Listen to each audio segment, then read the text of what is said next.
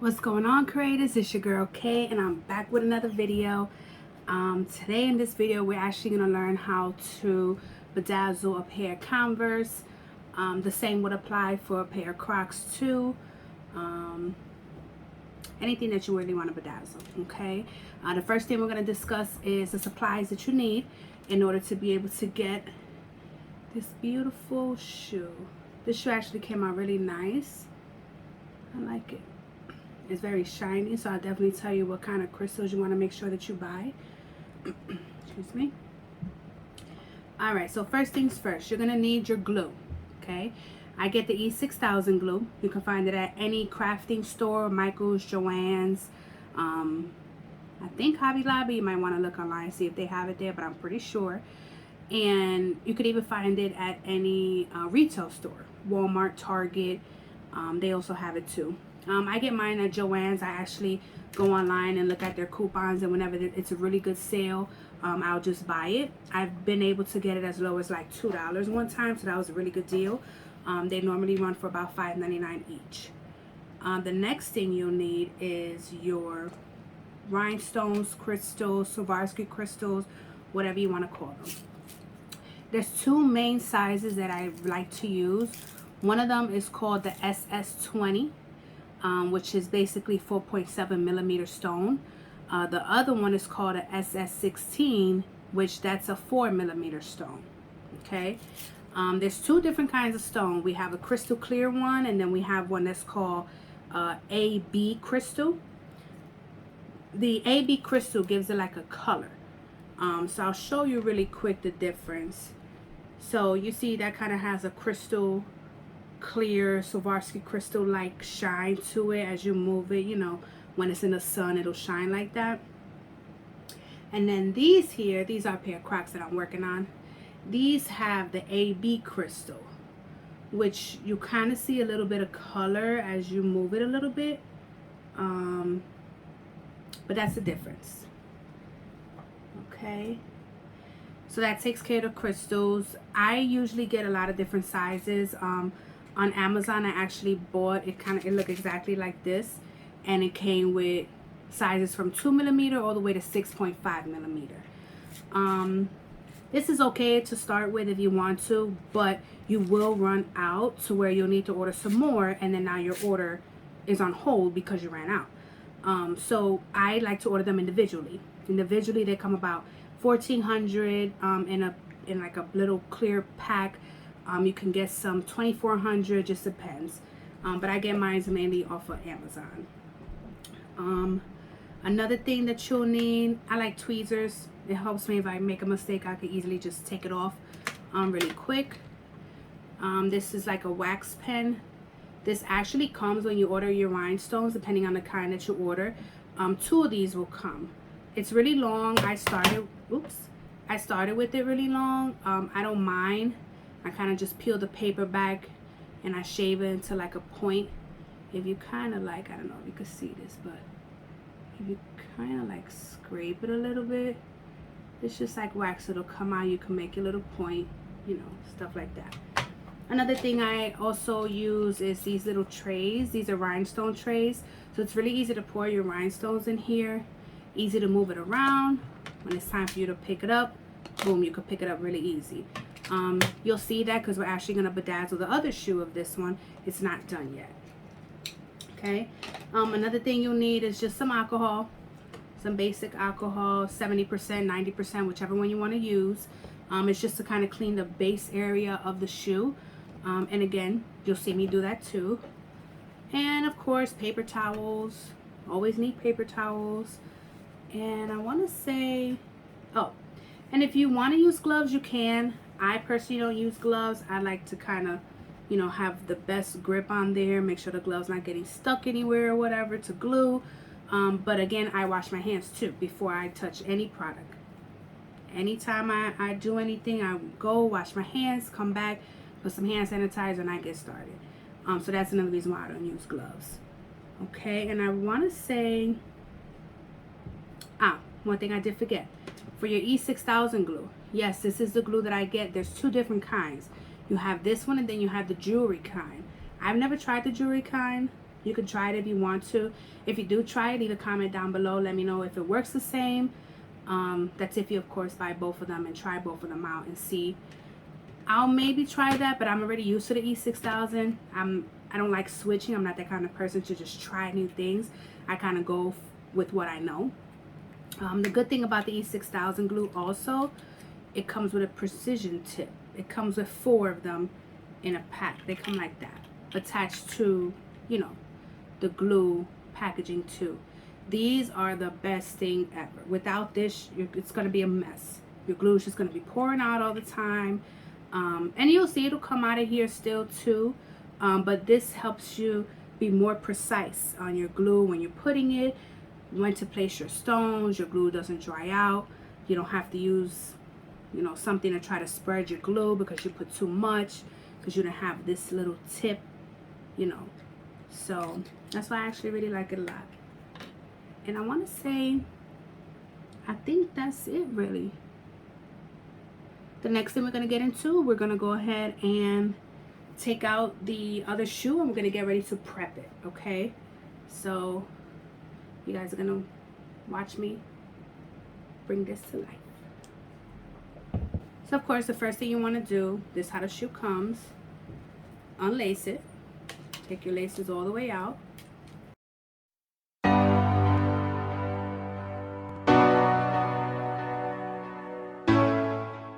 Once I take my laces out, I always just put them right back in the box in between the paper, so it doesn't get dirty, nothing doesn't spill on it. Okay, you'll have your shoe. The next thing I'm going to do is I'm going to just wipe the white areas that I'm going to put my stones right now with some alcohol. You just need a little bit. You don't need a lot. I'm going to put it on there.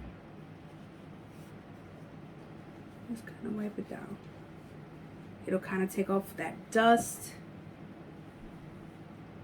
whatever's left on it from it coming from the warehouse.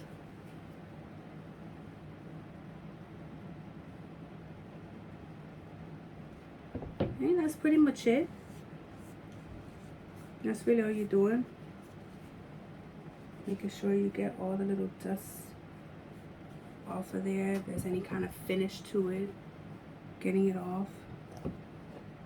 Okay, let it sit and dry for a little bit. While that's sitting and drying, we can go ahead and fill these up, okay, with some stones. So in this first one here, I'm gonna go ahead, we're doing crystal clear. So I have a little, this is just a half a teaspoon scooper. I'm gonna go ahead and scoop some of these out, put it on here. I like to put a good amount in this, just so I can kind of just keep going. Don't have to worry about filling it up again. Okay, so we have that there. The SS16, which is the 4mm. Okay, the 4mm SS16. The 4mm is going to basically take care of this whole part right here, this black outline right here, and then it's also going to do your white stitching. So anywhere you see white stitching, we're going to go ahead and use that 4mm all around here. Okay, all right, so that's why that should be good enough. Go ahead and sharpen up. I just go ahead and just kind of make almost like a point, like you're kind of sharpening your pencil. I use a sharpener with this, it works, not bad at all. All you're doing is kind of creating a point.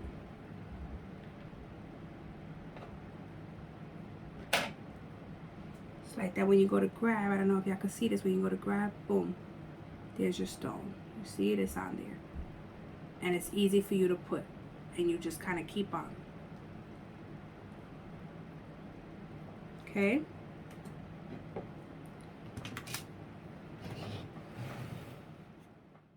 So before I do anything, I always just kind of rip a piece of paper towel, put that at the edge. Use the piece that you use to put the alcohol on, just so like that you can lay your glue on, because your glue is going to squirt out. It's because you keep squeezing it, it kind of just keeps flowing. Don't squeeze it too much and a lot won't come out. Okay. And then this goes on there like this, and it just kind of almost like clicks in place almost. And then when you squeeze, I like to squeeze mine from the bottom. You'll see eventually it'll start coming up. You'll see it through this clear plastic first.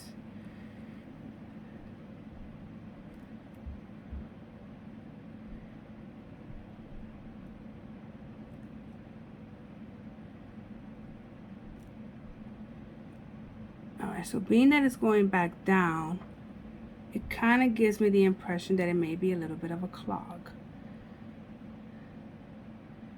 Something that's stopping it.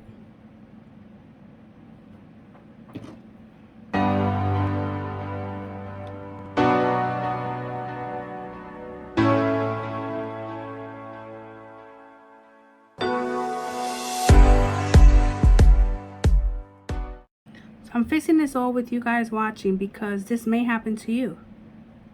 This didn't happen the last time to me, so I don't know why. No. But it's okay, because if it happens to you, you know what you got to do.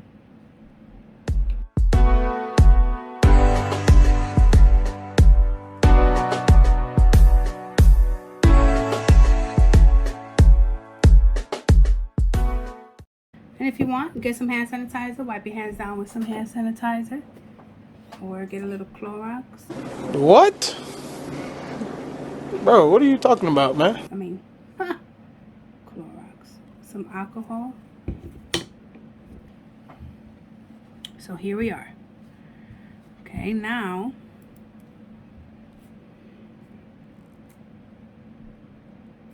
you'll see the glue start flowing in a minute. See? Once you see that,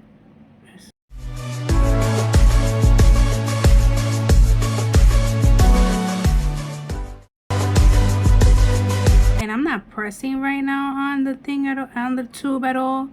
I'm actually just kind of letting it flow, because for me squeezing it so much, it just decided to flow.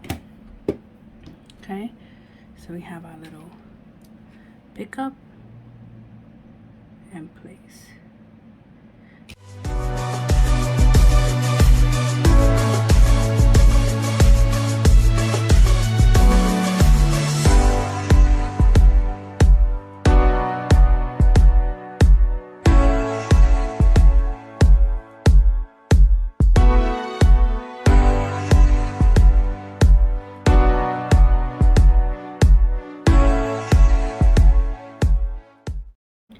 When doing this, you want to make sure you kind of take your time. Make sure your stones are directly next to each other. If you need to shift some of them over, go ahead and then make sure you shift them all down.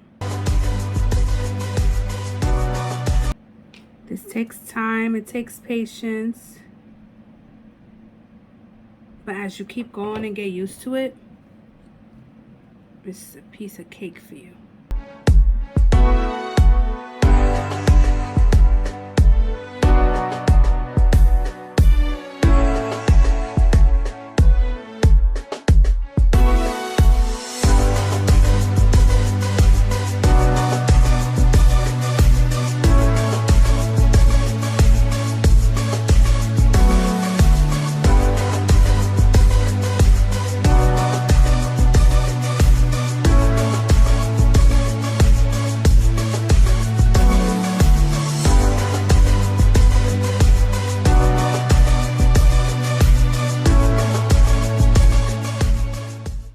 So when we do these, you want to do them around the edge.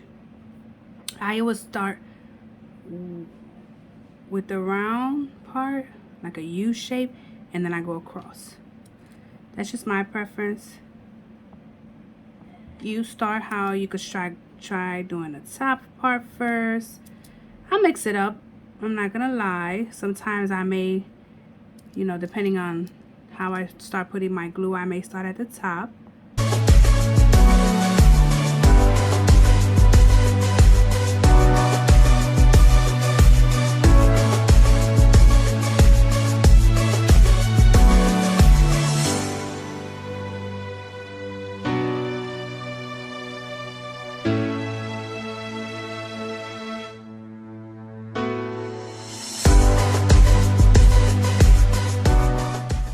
See right there, it looks very little, but you see the gap. So go ahead and just, oh, let's take that off. Okay, and this is when you gotta go ahead and get a small one. So if that's 4mm, let's try to get a 3.2. The 3.2 should fit there.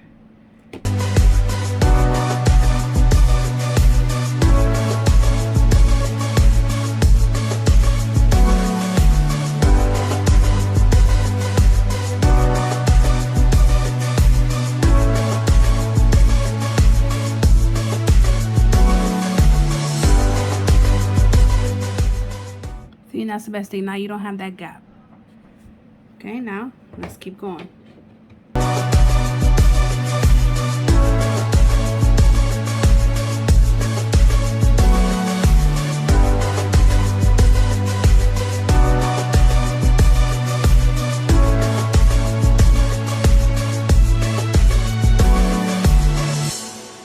If you want to add color in between, or I've seen some people put a name sometimes in rhinestone. That's per your customer's request, per, you know, whatever you decide to offer them.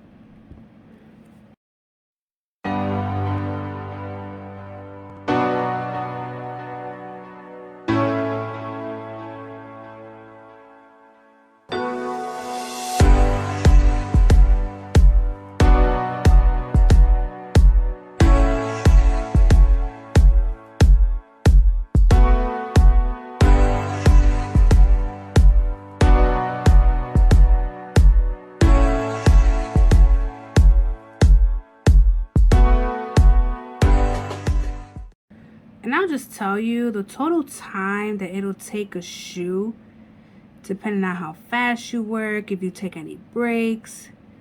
If you're like non-stop, just going and doing the whole entire shoe, no breaks, no nothing, you're looking at about an hour per shoe. So base that hour off of, you know, how much you want to charge. Remember, you're doing 2 shoes, so that's 2 hours. Depends how much, you know, rhinestones you're adding. Give you guys a couple tips. You know, so we'll finish doing those. You'll see I'll kind of fast forward the video, and you'll see we'll finish this. We'll continue on to this portion here, the inside of the shoe right here. I put less rhinestones and less pearls on the inside. Reason I do that is because when you're walking, you know, depending on how you walk or anything like that, you may hit the inside of your shoe. So that's why I put less, because, you know, you may knock it off or whatever. I have always just done less on the inside and more on the outside. All right, and then the size stone that I use for like the outline right here in the middle of the star, and then also, so I'm trying to get this so y'all can see this star right here. I kind of put one right in the middle there.